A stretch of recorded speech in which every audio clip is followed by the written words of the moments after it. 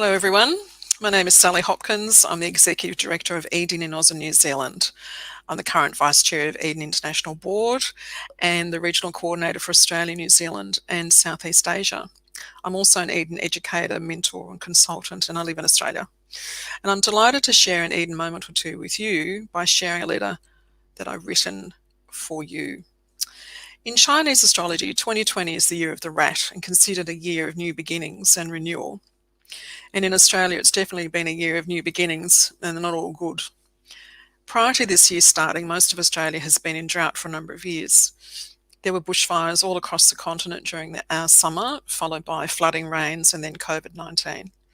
The bushfires displaced people. It destroyed homes, livestock, habitat, flora and fauna. The fires killed volunteers and career firefighters, other people and animals in their path. Those not directly affected by the catastrophe looked on and wondered what they could do.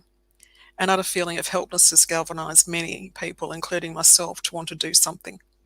In that time, people rallied to volunteer, money was raised, people reached out to others. Animal rescue shelters and centres were overwhelmed with injured animals and destroyed premises. They received donated goods and money, and neighbours were helping neighbours, and so on.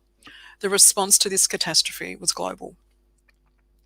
Many people were wanting to step up and use their skills in any way that was useful, volunteering to make, manufacture, entertain, comfort, support others directly and indirectly impacted by the fires. For example, in some care homes, the residents were making koala mittens and a variety of joey bags or bat wraps for injured animals. And during that time, elders taught the youngers how to knit, how to sew, crochet, woodwork, bake for cake stalls. You name it, dusty old skills were being taught to new apprentices. And in mid-March, we were hit with COVID-19 restrictions and went into lockdown. And no one was moving between countries or states or between their suburbs that much. And you didn't go out unless you needed to, except to exercise or shop for food or go to a medical appointment. And everyone not considered an essential service worker was to stay at home. And these restrictions still remain in part, depending on where you are in this country at least, in place. Sound familiar? Not too many silver linings yet. And then in early May, we held a Tribes of Eden gathering with some of our registry members here. And a topic was about focusing on the silver linings, or the positive outcomes that have occurred as a result of COVID-19 restrictions. What was encouraging in listening to everyone's story is that there were recurring themes around what the positives were for them, their communities and staff and families during this time. Staying connected and engaged is key in both community care and residential care settings. The elimination of loneliness, helplessness and boredom is continuing in spite of the restrictions. And just like the bushfires, many people have stepped up and are using their skills in any way that is useful. Many volunteering time and skills, entertaining, comforting, supporting others directly or indirectly. So what have we seen? People have been working to alleviate loneliness using a greater use of technology, and we've gone from 0 to 100 in very quick time, and the elders have loved the new learning opportunities, and the staff have been amazed at their resilience. Homes have been forced to move into smaller household operational models, and then permanently assigned teams have been created, which is ensuring greater connectedness. There's also been increased neighbourly support, and people are reaching out to others, strangers included.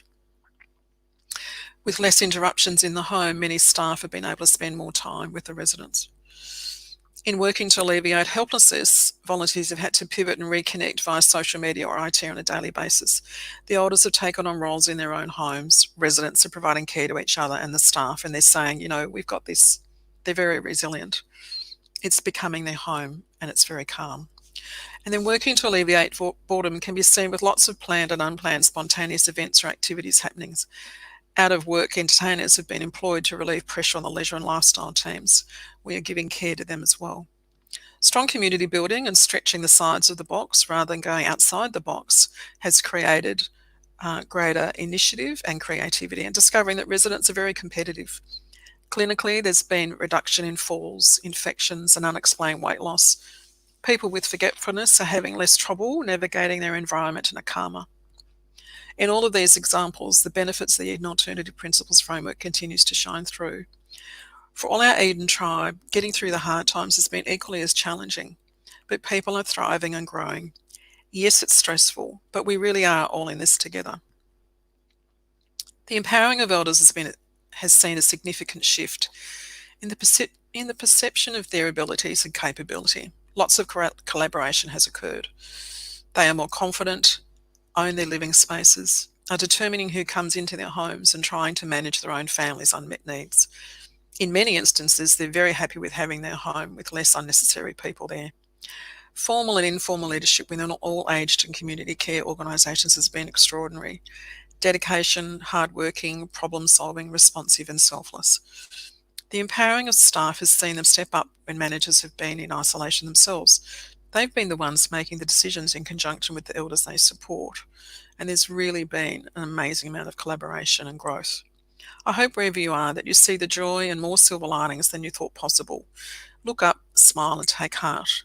And in these days of COVID-19, I'm reminded of Marcel Proust, who's telling us, the real voyage to discovery consists not in seeking new landscapes, but in having new eyes. The impact is global. Have a great day.